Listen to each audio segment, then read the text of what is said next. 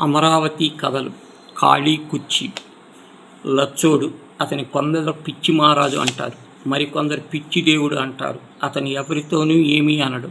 విలాసంగా నవ్వుకుంటూ వీధి వెంట వెళ్ళిపోతుంటే, చిరిగిపోయిన చొక్కా మోకాళ్ళ కింద వేలాడుతూ ఉంటే ఒక కందిపొల్లకు పురికొన చర్నా కోలాలా కట్టి ఆ చర్నా కోలాలో గాలిలో జడిపించుకుంటూ నడిచి వెళతాడు. పిల్లలు కనిపిస్తే పకపక నవ్వుతాడు.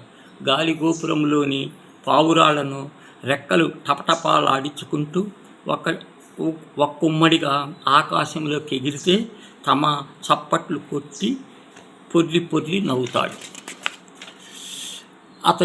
అతడెవరో తెలియదు, పేరేమిటో అంతకంటే తెలియదు. ఒకరోజు ఉన్నట్టు ఉండి ఊళ్ళోకొచ్చి పడ్డాడు. పొద్దున్నే శేషమ్మ పునుగులేస్తుంటే వెళ్ళి గడపలో కూర్చొని చెయ్యి చాపాడు పెట్టమని. బోనీ కాకుండా అడుక్కునే వాళ్లకు గొడవేమిటి పో అంటూ శేషమ్మ మళ్ళీ చెయ్యి చాపాడు. పిచ్చోడు చీచీ అని అంటే ఎత్తింది. పిచ్చోడు వెళ్ళిపోయాడు. మరుక్షణము సుడిగాలి రేగింది. దుమ్ము దుబారా ఉవ్వెత్తున లేచిన పునుగులు నిండా భోగానిలో నూనె నిండా పడి ఇంత దుమ్ము శేషమ్మ కళ్ళల్లో కొట్టి మళ్ళీ వెళ్ళింది. తర్వాత పిచ్చోడు సుబ్బమ్మ మిఠాయి కొట్టు దగ్గరికి చెయ్యి చాపాడు. సుబ్బయ్య ఏ కళ్ళనున్నాడో పూస మిఠాయి మొక్క తుంచి పిచ్చోడి చేతిలో వేశాడు. గంట తిరిగిందో లేదో చుట్టుపక్కల వాళ్ళ నుంచి భజన సమాజాలు బళ్ళు కట్టుకొని దిగాయి. కొట్లో ఉన్న మిఠాయి అమ్మకమైపోయింది. అంతా లాభం. ఈ మధ్యకాలంలో సుబ్బయ్య కళ్ళు చూడలేదు. ఊరందరికీ తెలిసిపోయింది పిచ్చోడి చెయ్యి గొప్పది. అతను అడుగు పెడితే చాలు శుభం అని. ఆ రోజు నుంచి పిచ్చోడు చక్రవర్తికి ఏది కావాలన్నా ఎగిరి గంతేసి ఇస్తాడు. కానీ అతడు అందరి దగ్గర తీసుకోడు. ఎవరి దగ్గరనైనా తీసుకుంటే వాడికి అదృష్టం కలిసి వచ్చినట్లే. జోదగాళ్ళు అతని చెయ్యికి తాకి పేకాటకు వెళ్ళాలని ఆత్రపడతారు. కానీ అతడు అందరికీ అంటుకోనివ్వడు. పెళ్లి జరిగినా, పేరంటం జరిగినా, సభ జరిగినా, సమావేశం జరిగినా అందరూ పిచ్చోడు కోసం ఎదురు చూస్తారు. అతడు వచ్చి 4 మూలాలు తిరిగి ఏ వన్లో ఫలము తీసుకొని వెళ్ళిపోతే ఆ కార్యం నిర్విఘ్నంగా జరుగుతుంది. ఒకసారి సీతారామయ్య గారి ఇంటిలో వెళ్ళి పెద్ద పెద్ద పందిళ్ళు వేసి మేళతాళాలతో ఘనంగా ఏర్పాట్లు చేశారు. 3 రోజుల నుంచి పిచ్చోడు కోసం వెతుకుతున్నారు. ఎక్కడా కనిపించలేదు. మనల్ని పంపించారు. దొరకలేదు. అతడు వచ్చి పెళ్లి పందిట్లో నడిచి వెళ్ళి లేదే అని అందరూ గుండెల్లో భయము ముహూర్తము.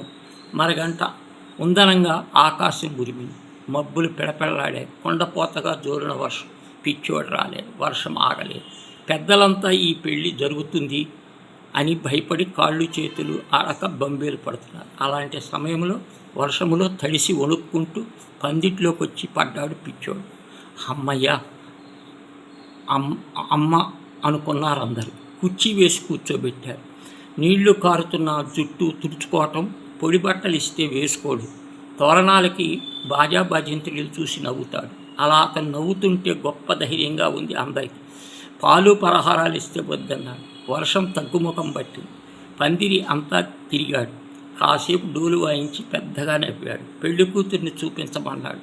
సిగ్గుపడుతూ నుంచున్న పెళ్లి కూతుర్ని చూసి మళ్ళీ నవ్వాడు.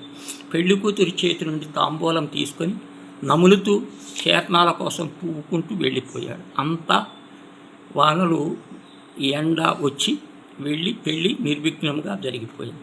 ఒకసారి దొరగారు కోటలో ఎవరితోనో మాట్లాడుతున్నారు. సరాసరి కోటలోకి వెళ్ళి దొరగారి ఎదురుగా ఉన్న కుర్చీలో కూర్చున్నాడు పిచ్చోడు.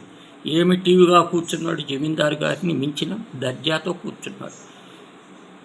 ఏమన్నా కావాలా అని దొరగారు అడిగితే ఏమి అక్కర్లేదు చెయ్యి ఊపాడు. కొంతసేపటికి దొరగారు తాంబూలం తీసుకొచ్చాడు. హుందాగా వేలు చూపించాడు. తనకు కావాలని రాచటీవీతో తాంబూలం నములుతూ చర్నాకోల ఊపుకుంటూ లేచి వచ్చాడు. అలా దొరలకి దొరగా చలామణి అయి పిచ్చోడు తిరిగి ఎంత రాత్రైనా గాలిగోపురం వచ్చి పడుకునేవాడు. ఒక రాత్రి వేళ హృదయం విదారకమైన ఏడుపు వినిపించి పిచ్చోడు చెంగున లేచాడు. గుండె చిల్లులు పడేటట్లు ఏడుస్తుంది సుబ్బమ్మ. ఒక్క కూతురు, పెళ్లికి ఎదిగిన కూతురు జబ్బున పడింది. అందరూ ఆశలు వదులుకున్నారు. తల్లి ఆపుకోలేక గొల్లుమంటుంటే చీకటి చెదిరిపోతోంది. పిచ్చోడు చంద్రకాళ తీసుకొని పరుగు పరుగున సుబ్బమ్మ ఇంటికి వచ్చాడు. సుబ్బమ్మ పిచ్చోడిని చూసి, నా అయ్యే వచ్చావా, నా దేవుడే వచ్చావా, నా చేత్తో నా బిడ్డను తాకయ్యా, నా బిడ్డను బతికించయ్యా అని పిచ్చోడు కాళ్ళు పట్టుకుంది. పిచ్చోడు మంచం మీద కూర్చున్నాడు. ఎప్పుడూ నవ్వుతూ ఉండే పిచ్చోడు ఆ రోజు ఏడ్చాడు. కన్నీళ్లు ధారలుగా పిల్ల మీద పడ్డాయి. నుదురు నిమిరాడు, ఒళ్ళు నిమిరాడు. ఏడ్చి చంద్రకోళ అక్కడే వదిలేసి గోపురంలోకి వచ్చి పడుతున్నాడు. అందరూ ఆశలు వదులుకున్న సుబ్బమ్మ కూతురు కళ్ళు విప్పి చూసింది. మర్నాడు ఊరంతా వనసమారాధన ఏర్పాటు చేసుకున్నారు. సామాన్లన్నీ సర్ది తోపులోకి వెళ్ళాలి. పిచ్చోడు కనిపించలేదు. అతను ఎదురొచ్చి కనిపిస్తే తప్ప బయలుదేరటానికి వీల్లేదాయే. మనుషుల్ని పంపించారు. వెతకమని ఎక్కడా కనిపించలేదు. ఎవరో గాలి గోపురంలో నుంచి పెద్ద కేక వేశారు, పిచ్చోడు చచ్చిపోయాడని. ఊరంతా గొల్లుమంది. ఆడవాళ్ళు పిల్లలు సహా గోపురం దగ్గర పరిగెత్తుకొచ్చారు. బోర్బోర్న ఏడ్చారు. ఊరంతా కన్నీళ్ళు. పిల్ల ఏడ్చారు. పావురాళ్ళు వచ్చాయి. పెద్దలంతా చేరి పిచ్చోడికి అంతిమయాత్ర ఏర్పాటు చేశారు. అన్ని వర్గాల వారికి దేవుడు వాహనాన్ని మోసినట్టు మోశారు. కృష్ణ ఒడ్డున పిచ్చోడి బూడిద చేశాడు. వన సమారాధన తెచ్చుకున్న సంబరాలతో కృష్ణ ఒడ్డున వంట చేసి పేదలకు అన్నదానాలు చేశారు. ముందు వినాయకుడిని ప్రార్థించినట్టు ఏ పని తలపెట్టినా పిచ్చోడు సమాధి కొట్టి ఆ తర్వాత వెళతారు. ఊరి జనం పెళ్ళైన, పేరంటమైన, నభైవ సమావేశమైన పందిట్లో ఒక ఖాళీ కుర్చీ వేసి అక్కడ తాంబూలం పెడతారు. అది పిచ్చోడి కథ.